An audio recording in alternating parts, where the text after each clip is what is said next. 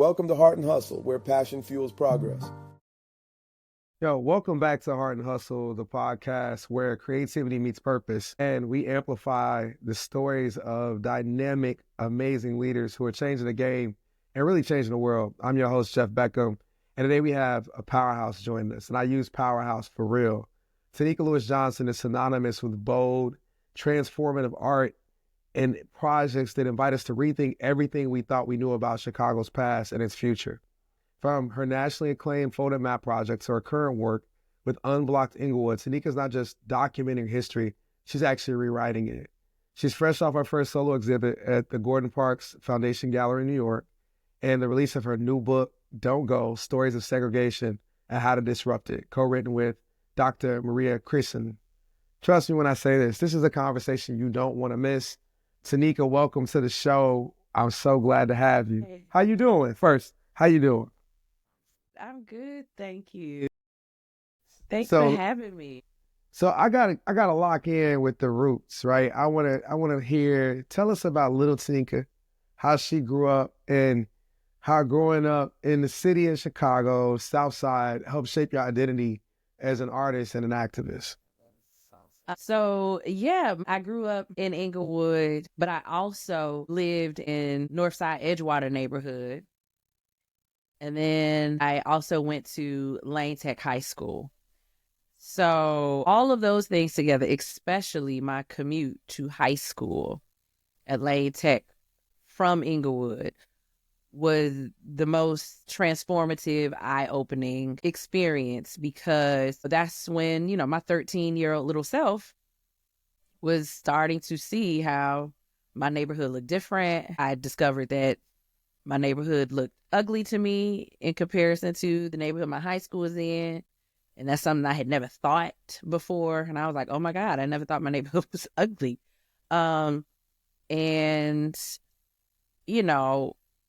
Also the fact that I had to be at the bus stop at 5:30 in the morning to make it to school at 8. So all of these things together just made me have a lot of questions that, eventually grown up Tonika was able to answer. But yeah, no, my childhood in Inglewood was lovely. It was fun. And also when I did live on the north side in Edgewater, in Uptown, I enjoyed it, So I had my childhood was very not only diverse in experience, but also being a household full of artists, So I was never a child that only knew my own neighborhood. My mom was a screenwriter. She went to Black Screenwriter Association meetings all over Chicago, and she was dragging me with her. When I went to high school, freshman year, I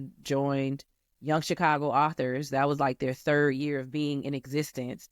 So I was going to Wicker Park on the weekends as a 13-year-old. Then during the week, I was going from Inglewood to Roscoe Village. So it's just like, I got to really understand how big Chicago is, how much I love it.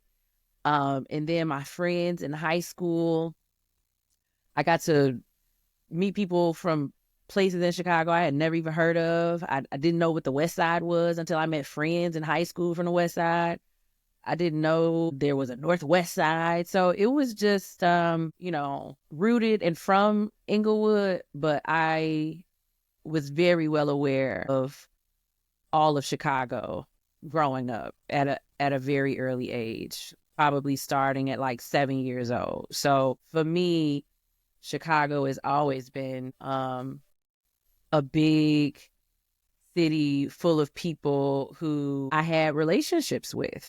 And so it really did influence not only the work that I eventually would come to do, but it influenced me as a creative. Like, I never thought it wasn't any place I couldn't adapt, couldn't visit, couldn't, and I knew that it was artists all over Chicago in many different races. So I was just raised with a bit of freedom. And I think it's more so because of me being raised by artists. That's dope. I used to drive in the car with my parents. My uncle lived on 115th and Halsted, right off 115th and Halsted. And we would drive down that street, where Christ Universal Temple is. And down at that point, they were building the Coleman Academy and all the stuff on that street.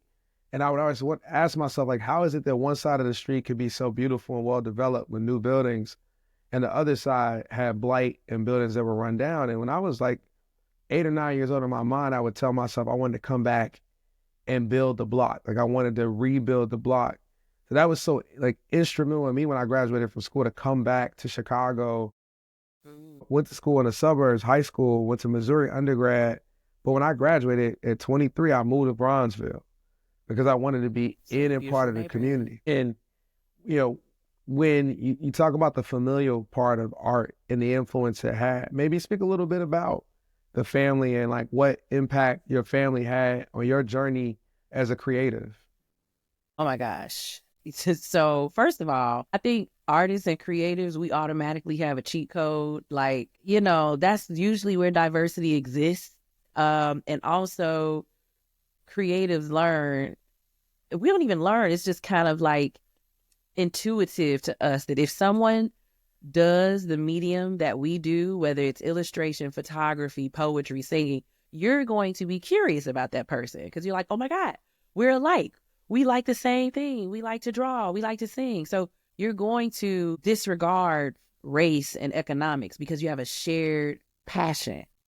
And so that's what I think creatives, the cheat code is that we learn how to be curious about other people when they have a shared passion with us. So we learn that early. We just know that. So that's the kind of environment I was raised in. But also, my family, both sides, my mother's side and my father's side, very pro-Black. so. Wait, so how pro-Black? You said very, like on the degree of like, how can we go like Stokely Carmichael? Put it to you this way. I went to my grammar school from 4th to 8th grade. It was this small Catholic school on Chicago Avenue in State. And this was my first time like really being in school with some white kids and white boys. It was this one white boy that I liked named Robert, my grandmother's brother. It was a lot of them. They was like, oh, no, you done sent her to that school and she like it white boy. So pro-Black enough for their little niece. If she liked somebody who was not Black, it was a discussion. It was like, tell us why. Why do you like, it was. So it was definitely that level of pro-Black. And you like, he nice. He nice to me. Like, I don't know. He bought me a beret. I don't know. Oh, man. And they were like, you like his blue eyes? I'm like, what? They were joking. But Maybe. To me, I just knew I was getting interrogated because he wasn't Black. So, I was in that kind of family. And then also the family that had very strong political beliefs, suspicious of government, conspiracy theory family. And then my father's side of the family, they're from New Orleans and they grew up in Chicago, but they are very fair-skinned people from New Orleans. And so they also grew up in the projects in Allgale Gardens here. So they were pro-Black in a different sense. The fact that their Blackness was always questioned. So they learned how to, defend it. So I had very pro-Black families. Like I knew history about Black people. I knew about African kings and queens. I knew about migration at a very early age. None of this was new information for me by the time I was in 7th grade on both sides. So. Your family sounds like mine, man. My dad was like, you reading Four for Freedom, The Invisible Man, and Up from Slavery when you 5. Like, and my dad is brilliant. So my dad would put me in front of these like Black history facts and figures. And I was enamored. They were, when I tell people now, like I paint a lot of Black history figures because they were superheroes to me. Benjamin O. Davis Jr., Sr., Fred Hampton, Medgar Evers, like, I mean, literally Captain Dunham. She was like, these were my superheroes. I didn't know, it was no Marvel. It was. Yeah. And I love the arguments that I would hear my great aunts and uncles get into about politics. It just sounded exciting because they were so animated, and I would just be nosy, listening, trying to hear all the cuss words and what was making them mad. So, yeah, definitely race and economics. I learned those words very early. So clearly, exposure and being a person that's sought wisdom has been something that has been core to you. Talk to me about Folded Map. Like, hey, where did the idea come from? And, what spurred the idea? And then I'll let you start there. And I got a follow-up question about its impact after. Well, the seed of the idea was always there when I started my commute to high school. So I learned in that first year of commute that, these streets are the same, even though I'm like on Addison or, whatever north side stop. I was like, the same streets in Inglewood, they go this far north. Wow, I didn't know that. So that was major. So that was one. And then, so I had to kind of tell people the commute so that they could understand the parallel. So I lived on 62nd and Loomis. So I would have to take the bus from 62nd and Loomis, which is, very close to Racine and Ashland. I would have to take it east to get to the Red Line train. And then I would take the Red Line to Addison. And then I would take the Addison bus to Western. So I was literally seeing those same streets look completely different. Because I was like, how long was that commute? Like, how long would that take you? I would have to be at the bus stop by 5:45 in the morning to make it to school by 8. And of course, I didn't always do that. I was late. But it was definitely a 2-hour commute for sure. And I asked that for a reason. I'll let you get back to your story. But the Black Student Success Working Group that CPS has just convened is actually being challenged by Ed Bloom for its legality, of course, under the current administration's. And I won't make this too political. But we looked at everything is political. But we looked at the data, and on average, Black students' commute is 30 to 40% longer in Chicago than any other racial demographic. So I say that to put a face to it for y'all out there watching and listening, that this is somebody right here who experienced that. I mean, a lot of y'all did not have 2.5, 3-hour commutes to school. Y'all don't even have that for work. Y'all wouldn't do that for work. This young lady was doing that in high school, and many of our kids still are. Yeah, many. Yeah, like so many of the Black kids, especially at Lane Tech, even if they were from the West Side, they still had a nice commute coming from that far west because of where Lane Tech is located. So when I talk about the commute being the revelation for me about the streets, especially when I talk about it to educators, they're always like, oh my God. That usually follows up with a conversation about, so if you get 3 tardies and then you have to be in detention, you already know who was in detention most. I was like, it was heavily the Black students from the South Side and West Side in detention. So, because they had that rule, 3 tardies and you get a detention. So, and if you have so many detentions that you don't complete, it's just, inequity all around, the cycle of it. So, that commute. And then the most important part of Folded Map, outside of just the comparison of the streets and addresses, for me is map twins, people who live on those same streets coming together. And even though that idea developed as I was doing the project in 2017, the concept of being friends with people who grew up differently than you or who didn't live in your neighborhood, that was from not only high school, but the time that I lived in Uptown when my mom did move from Inglewood for about 4 years, and we lived in Uptown, and I met a whole bunch of kids who were cool, and they were not from Inglewood. And so I took that back when we moved back to Inglewood, oh my gosh, I wish my friends from Uptown could meet my friends that I grew up with in Inglewood. And then when I got to high school, it pretty much continued oh my gosh, I didn't know that it was so many cool people from all over the city. So the idea of coming together despite geography, race, class, if you will, was really cemented in high school as well. So I would say the concept of the project was always kind of within me. Mm-hmm.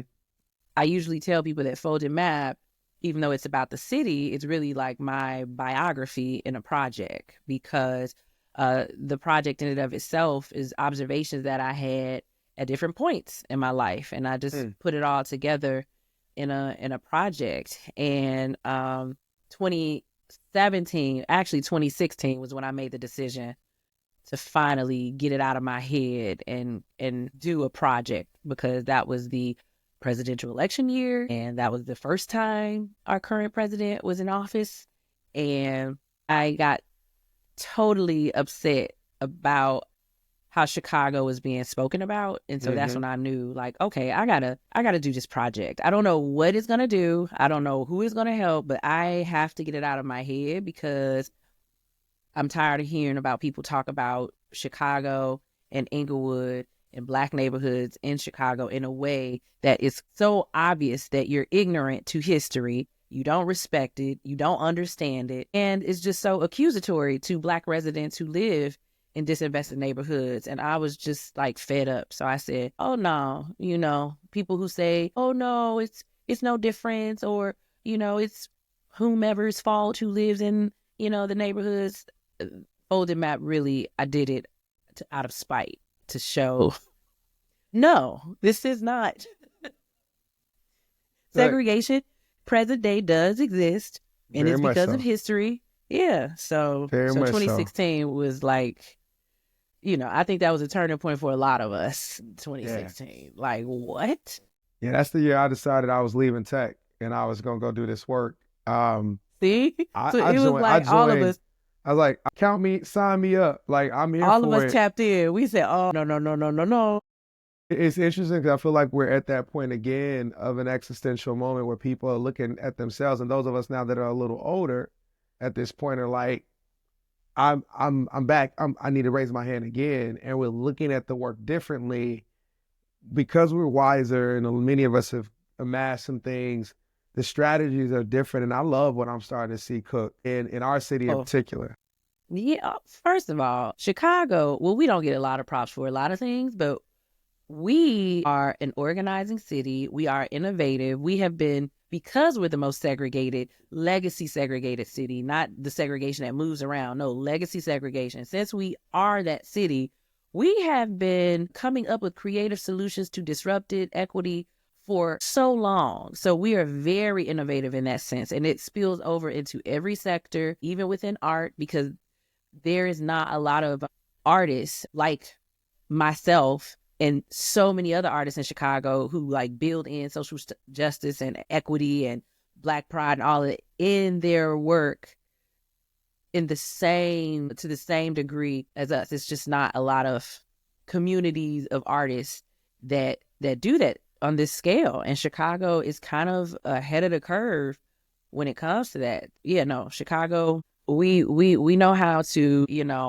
work, how to grind when it comes to politics, social justice, and the fact that we have, like, only second to New York, we have like the largest population of African Americans. People just don't understand the big city part of us. Like, no, we're important politically because we have so many Black people here. Like, no other city has this amount of Black people. So politically, we're always going to be important and paid attention to, which is why it makes sense that our first president, like Black president, came through Chicago, Yeah. So, when people talk negative about Chicago, it's very political. It's not just like, oh, Trump's administration decided to pick on Chicago just because of Obama. It's literally the political meaning of our city. Yeah. Because the whole Midwest was turning red during this past election, and not Illinois. Chicago was the reason that Illinois was not red. Come on, speak on it. And it's funny because I don't think that the opposition forces, or whatever they are, and I'm not going to use a race, I'm going to say the energy of what it is, racism, Oh, yes. right, realizes what you do when you put a group of people who are hungry and motivated together, right? It's an energy that you start to spark, and you don't know what you're doing. You don't know what you're doing, but we needed a little bit of this spark. I don't know if you would agree. Yeah, no, I have a friend. Well, I have so many friends who are like musicians and rappers. And one of them said, he got this line where he say something to the effect of, you know, you outcasted all of us to the point where we got united. Come on. I mean, there you go. Let me ask you. Yeah. So with UnBlocked Englewood, you're trying to restore the justice into physical space, right? How does reclaiming property and land connect to healing for our community? Unblocked Englewood. That's my baby. It's dope, by the way. Just thank you. Thank you. Give you your flowers. It's amazing. I'm like fresh off of our first community meeting of 2025 we just had yesterday. So I'm really like, so, okay. I want people to view my work, my artistic practice as a body of work. So when I came out with Inequity for Sale, that was the landmarkers of just a collection, just 13 of the over 3,000 homes in Chicago that have been stolen legally from Black people. It was to help make visible this very real predatory housing practice that began the downfall of Black neighborhoods, specifically Inglewood and all of the West Side, really devastated by this practice called land sale contract. But I always knew that I did not want to just do a project that not just uplifts history and make people aware of this issue. I wanted to do something to help solve it. Like the same way that Folded Map kind of helped visualize segregation using the streets. Conceptually, I wanted to propose a solution, and a solution not like, oh, it's going to solve everything, but to break out of the idea that it's impossible, that segregation is not just a systemic policy issue. It started with people who had specific values that were racist. And so to disrupt it, to change it, it's still going to have to start with people. So that was the Map Twins part of Folded Map. And so for Inequity for Sale, UnBlocked Englewood is kind of like my reparative part of Inequity for Sale. Like, all right, well, now that I did a project where you all can learn about the issue, now I want to propose how redress and reparations could be done. Now we don't have a reparations program. However, I wanted to do a project that just stretched the possibility of what could be done. So the city of Chicago had a public arts grant for artists to do a massive creative placemaking project. And this grant was up to $500,000. And so usually when you have a grant of that amount for public art, it means kind of like a sculpture or something completely transformative to a vacant lot or, you know, something like that. And so I was like, aha, this is the moment I just had to wait for something that could connect to repairing and healing. So that's when I, proposed, applied for this grant, but not for a sculpture, but the, idea that, well, if you help the people who were directly impacted by the issue in my other art project, that helping them repair their homes and then eventually beautify their home, that is public art. And so that was the argument in the application. And, I used New Orleans, their homes as an example. I used my big sister in art colored theory project where she painted a collection of homes that were going to be demolished in Inglewood, crazy bright colors. I use those two as an example to say that homes are public art when they're beautiful. And these residents have been denied the opportunity to make their homes beautiful. So give me the $500,000 and then I'm going to help them make their home beautiful. So our, DK staff at the time, led by former Commissioner Aaron Harkey, saw the vision. And, they came to learn that, I was tired of creating projects that only amplified or just only educated people about the historic issue. I wanted to actually use art to help people think of what a solution, present day solution could be. And so they approved it for $250,000. And for the past 2 years, we've been repairing homes on this one block that had one of my inequity for sale landmarkers. It is just such a beautiful experience because this block in particular has descendants of people who were connected to my actual landmarker project because I included the names of people who were taken advantage of on the landmarker. So this block has the son of one of the couples and everybody on this block. The youngest homeowner on the block is 40 years old. Everybody else is like 70. They've been there. They've been there. Yes, they've weathered the storm. They've kept their home. They are the engine of the neighborhood. And since I don't have any grandparents, put a pin on that. Yeah, put it right there. Think about that. That means they kept it through the contracts. Well, yes, they kept it through the high crime, the school closures, the contracts, the everything. Like they're the ones holding on. Like if they did not stay there, all of our schools would be closed. Nothing would be there. So that block represents like a deep, deep resilience and history to me. And since I don't have grandparents, like I feel like I got a whole new block full of grandparents. And what I tell people, like when they ask, like, how does it feel doing a project like UnBlocked Englewood? It feels like an analogy a friend of mine said. Imagine if you had grandparents and you went to visit them one day and you found them in their home, beat up, and everything was stolen from them, and they were just left there to die, and you found them. You want to know who did it. You want to know who took this from, who hurt your grandparents, who took their property, who stole from them. And for me, UnBlocked Englewood is me finding out who did this horrible harm to all of our like grandparents and great-grandparents. And so to be able to give them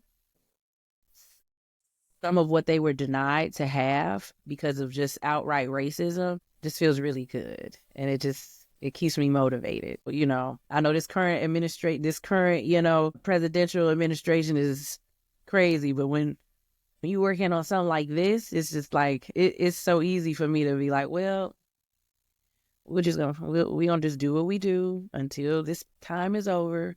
But yeah, that's UnBlocked Englewood. That's so dope. That's so dope. I always talk about my work at Chicago Scholars, and I'm like, amazing work. And let me give you your flowers again. Thank you for your partnership, employing our students, being a career partner, giving them. I was so happy to have a Chicago Scholar. Amazing opportunity. Help me. That loved you and still does. And I think it's the same thing. It's like we gonna keep going. There's no other way. We don't know another way. Yeah. This too shall pass. This too shall pass. Your new book, Don't Go. Yes. Talk to us about the book. What what's up with the book? Why the book? And then powerful, what stories stayed with you the most? And how do you hope to apply its lesson? So all of my projects have been from the vantage point of, I would say, Black people specifically, because coming from me. I created it. And Folded Map, that's my observations as a Black person who grew up in Chicago, because it is very clear and evident that a white person, because of segregation, could not have ever come up with that project. Simple. Mm-hmm. So that's a Black project. When I say Black, I mean from the experience of a Black person in Chicago.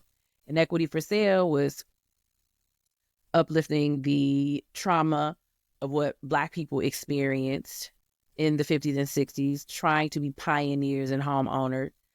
My Belonging project was just uplifting the stories of Black and brown teenagers who get racially profiled no matter what neighborhood they're in.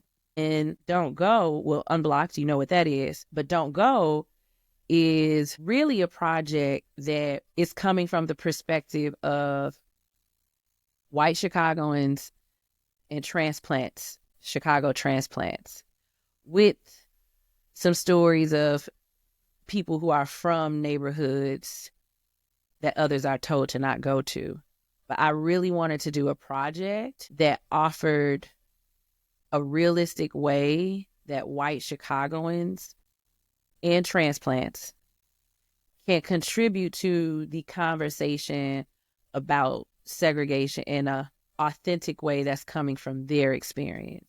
And in order for them to do that, it has to be deeply honest and vulnerable, and it has to share what they learned when they went to places they were told to not go to.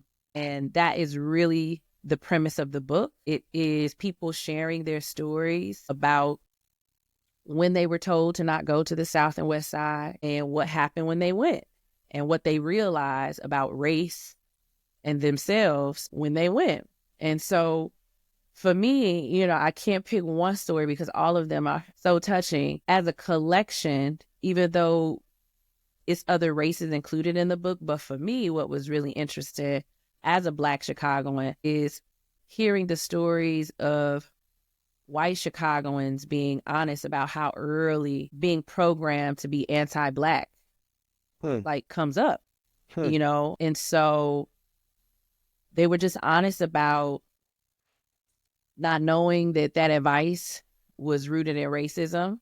They were honest about feeling pissed off or lied to when they did go to the neighborhoods that people told them to not go to, and was like, what? This is just Black people here. These neighborhoods are, you know, just as beautiful. They have even a stronger sense of community than the neighborhoods that I'm from. And, you know, I really wanted people to take away from this book the kind of conversations that we have to be having in order, one, to defend Chicago, because I'm tired. I'm tired of people just labeling Chicago as a whole as just like, you know, gun violence. Like, first of all, that's not even factual. Let's just stop. Like, okay. So one, it's a book to help defend Chicago for all races of people in Chicago, to defend your city. But two, just a testament to being honest. You know, the people who are from the neighborhoods that others are told to not go to, like Tiana, she's from Inglewood, you know, and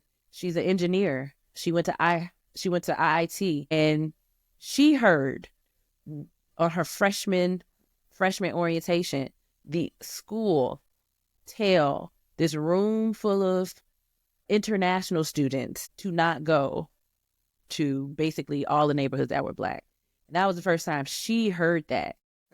And the book includes how she felt. Like, it was hurtful. It was shocking. It includes my story, me realizing that, racism and segregation and this don't go narrative is why I never really had a sleepover in Inglewood when I lived there.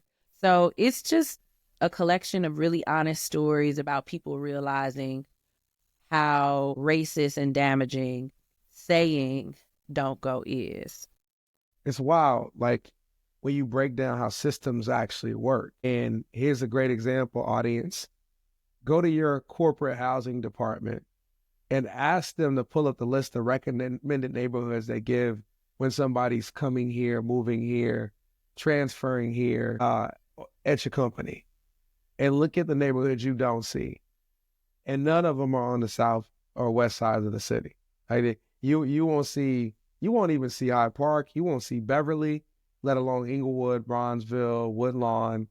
And they give those lists to Black people who move here too, which is also a disservice of not being culturally responsive, understanding. And like, I had a white homie move here from New York who was from Brooklyn, who moved here and told him to go to Lakeview, and he was like, I hate this. Like, this isn't where I'm from.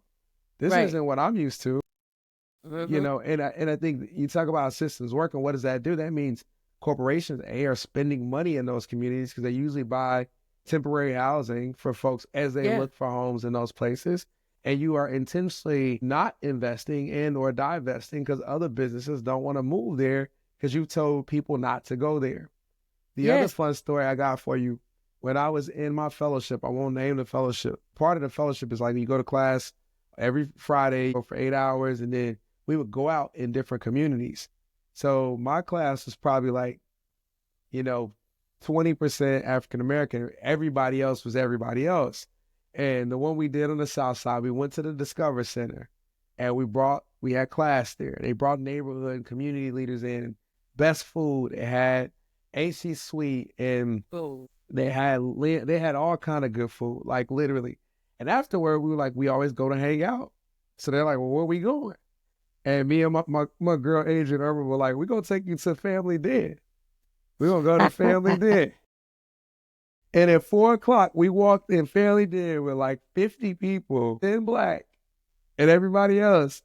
And the owner of the den was like, and they was what looking. The hell? And we hit the bar and we, hung out. And let me tell you, man, they even said after that was one of the most transformative experiences, going to 80s and going to the Discover Center and meeting families and community, and then going to the Family Den and having food and having a good time and leaving safely and going home. And now folks, some of those same folks are like, I go to Sip and Savor now. I go to Family Den. I go to 87th. I go to these places that I didn't before because a visit, a relationship, pathway in changed the narrative. Let's talk about changing narratives.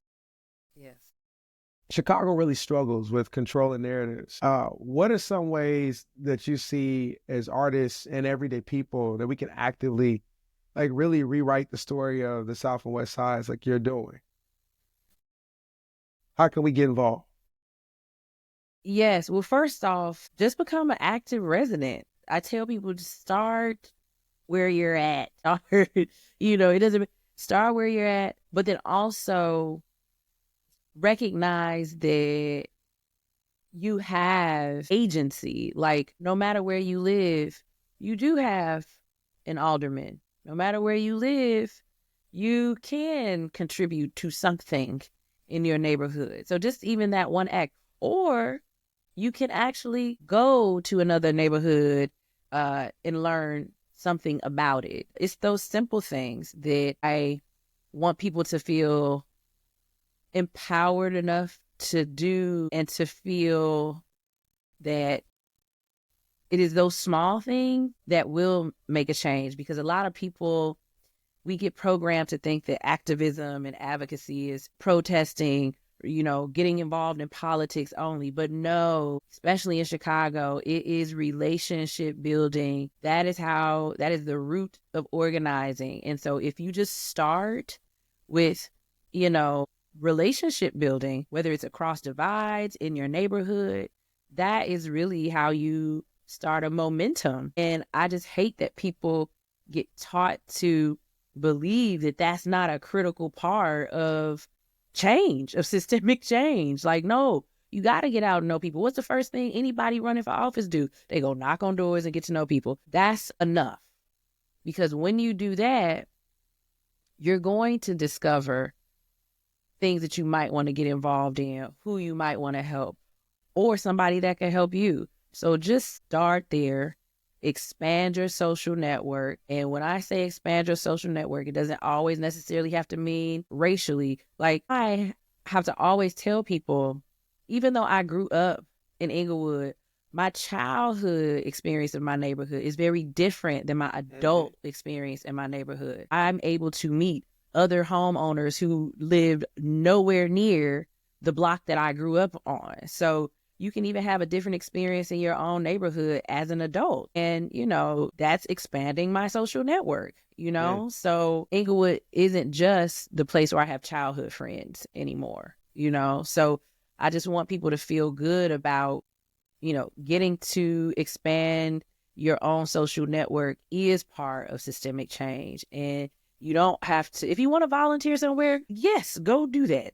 Yes, definitely do that. But just expanding your own world view, city view is what's necessary. And to continually do it. I try to do projects that help simplify what solutions could be. Because really, when you think about the systemic issue, it's really simple. It's like segregation, keep people apart. All right, well, if that's the goal of segregation, then obviously the opposition is bring people together. So let's just keep it simple.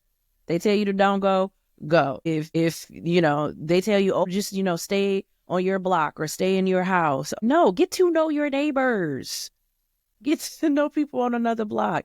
Yeah. Go to an aldermanic meeting in your neighborhood. See who goes. Yeah, just, do stuff like that. That's what I would suggest.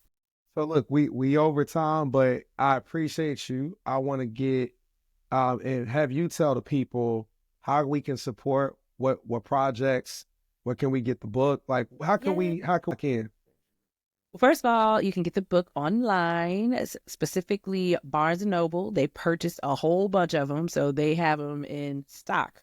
Barnes & Noble online and in some of the Barnes & Noble stores. And then also, one of the ways that you could connect with me and support art in the community that I am living in and that I love is actually supporting Inglewood Arts Collective. Every year, we curate the Arts Village for the Inglewood Music Festival, which is a free festival in Inglewood that serves as an invitation for people to get to know this neighborhood and disrupt the don't go narrative and have a good time. And also to introduce people in the neighborhood to different kind of art, like public installations. And so we're currently trying to raise money to do our Arts Village at the Inglewood Music Festival, which is September 13th. So definitely go to Folded Map project or inglewood.artscollective.com. And if you would like to donate or become a sponsor for some of our artistic initiatives, just hit us up. So look, y'all heard her. Let's get out here. Let's support Inglewood Arts Collective. Let's continue to support Folded Map. Let's make Don't Go a bestseller. In this season, let's change these narratives. Tonika, thank you for not only sharing your journey with us, but like the work you continue to do, which is outstanding. And challenges us all to see Chicago and our role within it differently. Your art, your activism, your vision, just amazing. And you remind us that transformation is possible when we honor the truth, invest in our neighborhoods, and dare to disrupt the status quo. Sister, I am so thankful to have this time with you. We're going to continue to build and work together. I didn't tell you like how I remember hearing you speak a long time ago about Folded Map at an event that was like at the downtown Hilton. It was a conference, and I'd already been exposed when you first launched in 2017 through the Leaders Council. They brought your work in. Yes. So we had been circling the pathways, and we finally got to connect with working with the young people in Chicago Scholars. So we got more we're going to keep doing. And I just want to say thank you for joining Heart and Hustle. And until next time, keep your heart in the work and your hustle in everything you do. Peace.